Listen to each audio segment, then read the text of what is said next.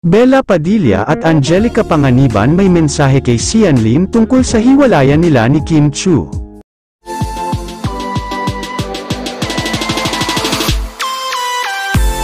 Isa sa magpapatunay ngayon sa hiwalayan ng magkarelasyon ay ang mga kaibigan ni Kim Chiu sa showbiz na sina Angelica Panganiban at Bella Padilla. Tanging ang dalawa lamang raw ang nakakaalam sa tunay na dahilan ng hiwalayan nina Kim Chiu at Sian Lim na talaga namang pinag-uusapan na rin sa buong social media platforms. Kaya naman maraming mga fans nila ang labis na nalungkot sa balita dahil ayon sa kanila sayang naman raw ang matagal na pinagsamahan nilang dalawa kung mauuwi lang sa hiwalayan.